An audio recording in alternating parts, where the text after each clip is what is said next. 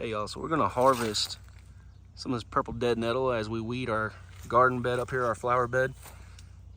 And since my last video, a lot of you have been curious about what I do to make pesto from this purple dead nettle. So come on in the house and I'll show you. Hey y'all, welcome back to Chasing Dreams Homestead. So this time of year, the purple dead nettle is everywhere, y'all.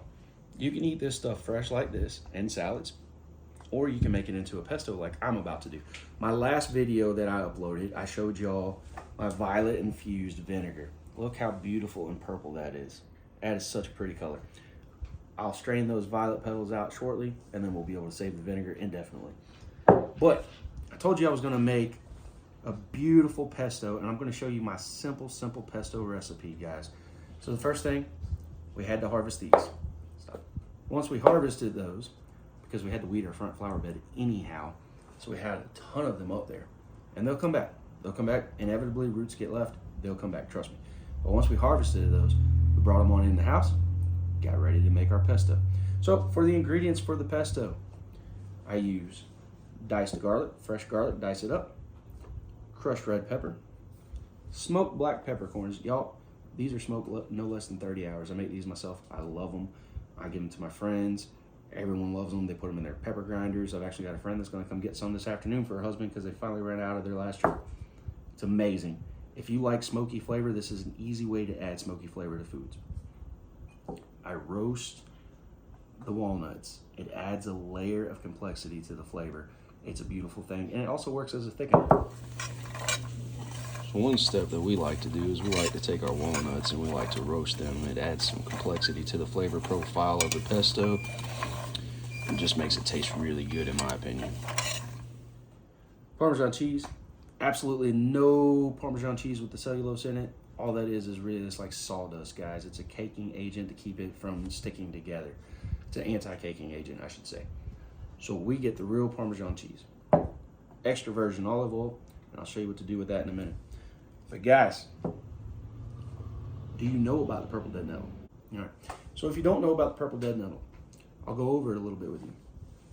Like everything else, I recommend that you start out low amounts and see how your body responds, because everybody's body responds differently to different things. Same reason why pharmaceutical medications work different on some people than they do on other people. You know, some people take a pain pill for a toothache or whatever and they feel really amazing, and then other people take it and they don't feel anything. All of our bodies have a different chemistry in them. So try things in small doses that you have foraged. Even if it's safe to eat, do it in small doses to see how your body reacts to it. But the purple dead nettle is a lot of properties to it. It's antibacterial, it's antifungal, and it's antihistamine. So this time of year, me and my wife getting a lot of the little sinus stuff going on. We're gonna do all kinds of different stuff to help with that. One of the things will be I'll be eating this pesto. It also is purgative, it's diuretic, and it can be used as laxative if you eat it in large amounts. Now the purgative it's going to help flush out toxins out of your body. They also say that it's purported to have some cardiovascular benefits to it.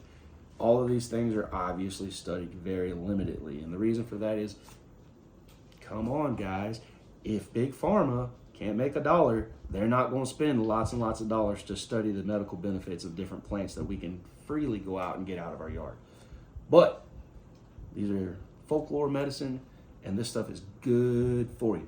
Like I said, it's everywhere right now, so we wanted to go ahead and shoot this video. Now, my recipe, I'll break it down for y'all. I'm gonna tell you right now, I don't always follow a recipe. I eyeball things. But the recipe for me is gonna be 2 cups, got my measuring cup here, and it's gonna be 2 heaping cups. Fresh harvested purple dead nettle, okay? You can also dry this stuff and use it in beautiful teas. Just so many different uses. You can use it in your salad greens, as a garnish, just so many different things. I recommend you get it right now before it gets later. It starts to get a little bit more bitter and a little bit woodsy. Use the same measuring cup for the dry ingredients, guys. I've got my walnuts here, and on the walnut side of things, we're gonna use a 1/2 cup of roasted walnuts. I'll show you that step. It is very easy. So we're gonna go ahead and get that in there. Boom. And then, we're gonna use our garlic. 3 cups Or not 3 cups, 3 cloves, y'all. 3 cups would be insane. Oh my goodness, you'd smell like a walking garlic plant. The mosquitoes would stay off of you and the ticks would too though. So 3 cloves of that.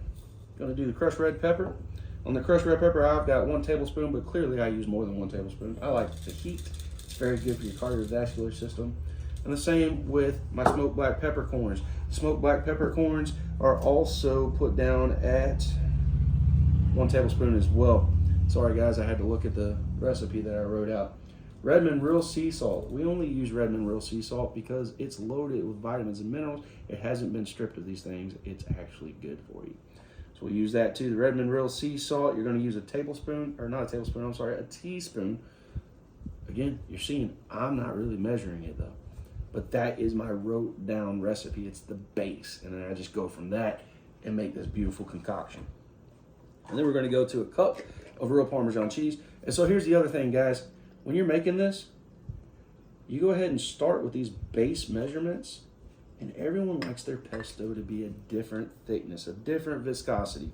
So you're going to work with this and make it to your standards, however you want it to be. You know, some people like theirs a little bit more liquidy. Some people like it a little bit thicker. It's all up to you guys. We got our extra virgin olive oil. And I'm going to show you some tricks with this extra virgin olive oil here in a minute after we get this all blended together. Now here is the part of life that is super duper easy for all of us. You can go to the Goodwill or you can go to a yard sale or whatever. You don't have to buy one of these bad boys full price. We didn't. Get you a food processor, guys and girls. It makes life easy. It blends things together really well. It chops things up super fast. We're going to go ahead and work on getting that processed.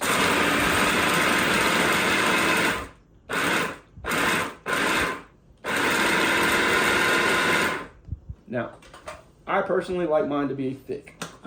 So that's what we're going to go with.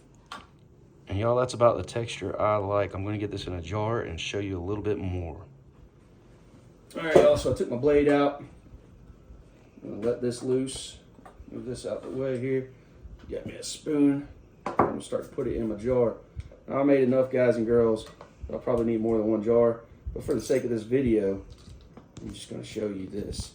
Now, in the jar, guys, y'all can do this and put it in your fridge for up to 4 days. Or you can freeze this. So I'm going to show you that in just a second. And you can freeze it up to 6 months. There's a trick to the freezing though. So that's what I wanted to show you. Move that out of my way here. So I'm beating that down because I have to show you the trick to the freezing it, guys. So if you want to freeze it, you've got to put enough olive oil in it that there's a cap above the pesto, and you've got to leave room for it to expand as it freezes. All right, guys. So like I said, got to add enough oil. There's a slight cap above your pesto. That will protect the pesto from oxidization. We're going to put a lid on this, and we're going to put this in the freezer, and this will be good for 6 months. Now, again, you can do the same thing, just put it in the fridge. And the oxidization isn't going to ruin your pesto at all. It'll just change the colors of it. So this way it stays that pretty green color that we like. And now we've got an awesome ingredient to cook meals with. Spread on chicken while you're baking it, whatever you want to use it for. Any way you'd use pesto, in a pasta dish, any other way that you'd use it. But this one is loaded with nutrients. This one has all the benefits of the nut that we roasted and put in it. It's got tons of garlic, red pepper, good salt, everything that you'd ever want in a pesto. Boom, right there. And the stuff is amazing. So that's my pesto. I hope you enjoy it. Till next time. Make sure to hit that like button if you like what we're doing. You better subscribe. And check out our Facebook group. That's right, y'all. As always, till next time.